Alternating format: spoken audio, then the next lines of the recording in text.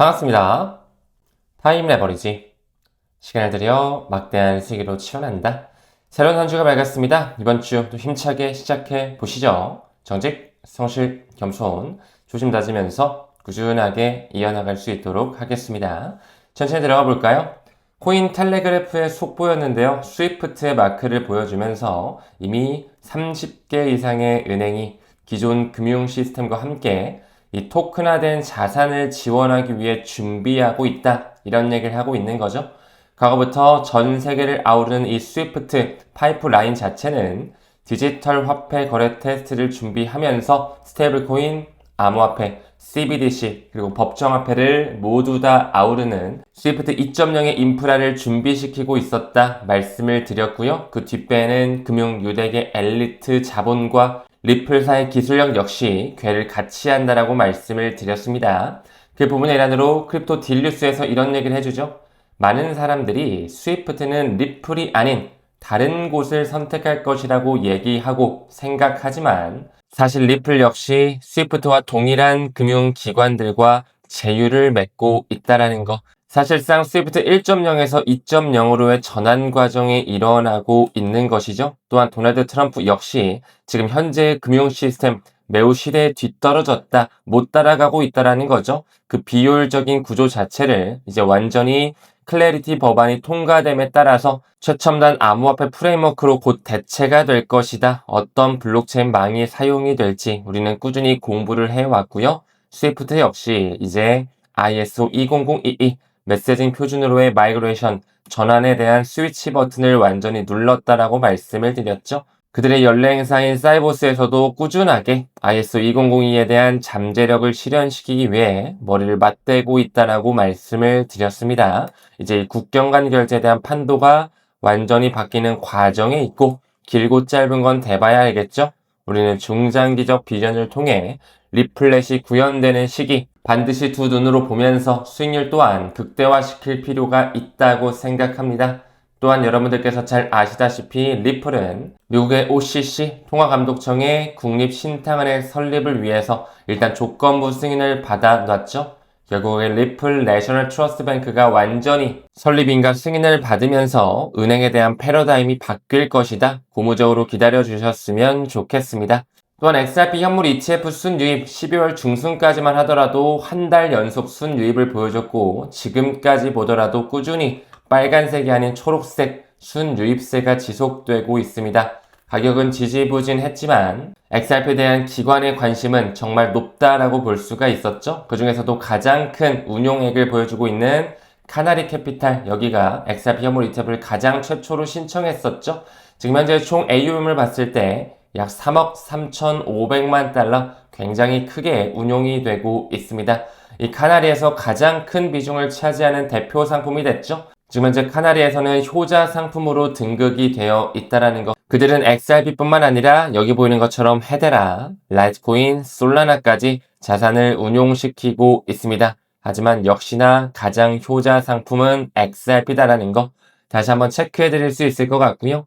이 카나리 캐피탈의 CEO 스브 맥클러그 같은 경우는 XRP의 진가를 알아보는 분이지 않을까 생각이 되는데 그가 과거부터 XRP에 대해서 글로벌 금융 시스템 진화에 있어서 핵심 역할을 할 것이다. 전통 금융과 블록체인 경계를 잇는 브릿지라고 표현을 했다. 잘 이해하고 있는 것으로 느껴지죠. 이 국경 간 송금 그리고 실시간 결제, 자산 토큰화 등에 있어서 차세대 금융 애플리케이션을 구동하는 하나의 인프라 자산이다라는 거 우리 또한 똑같이 느끼고 있습니다. 그가 XRP의 목표 가격을 대략 10달러 정도로 현실적으로 내놓고 있었다라는 것까지 참고로 봐주시면 좋을 것 같습니다. 제가 아마 내년 2월 정도에는 이 카나리의 CEO 스티븐 맥클러그와도 직접적으로 만날 것 같습니다. 또 만나서 이런저런 얘기하고 여러분들께 후기 공유 드릴 수 있도록 할게요. 내년 2월에 방한을 한다고 하더라고요. 그래서 만남을 갖기로 했습니다. 다음 기사 봤을 때 리플 또 한 번의 파트너십 확대를 하고 있습니다. 기관 거래 실행 그리고 청산 서비스 강화를 위해서 이 TJM과 파트너십을 확대하고 투자 지분을 늘리고 있거든요. 여기 보이는 것처럼 미국의 브로커딜러 승인을 갖고 있는 TJM에 지분 투자를 가져가면서 기관에 대한 재무 인프라 강화를 하고 있더라. 방금 언급드린 이 TJM 같은 경우는 이미 FINRA라고 하는 미국의 금융산업규제청에 등록된 굉장히 규제 친화적인 인프라 회사라고 봐주시면 되는데요. 전략적 파트너십을 꾸준히 가져가고 있다. 이미 리플이 인수한 히든로드, 리플 프라임과 TJM 같은 경우는 25년 이상 쌓아온 경력을 바탕으로 가치의 인터넷을 현실화하기 위해 준비하고 있었던 것이죠. 그들은 과거부터 오랜 기간 협력을 해왔고 리플은 완전히 히든로드를 사들이면서 리플 프라임으로 리브랜딩했다 말씀을 드렸습니다. 리플의 공식 홈페이지만 들어가도 그들이 프라임 브로커리지 사업 영역 역시 꾸준히 확대시키고 있고요.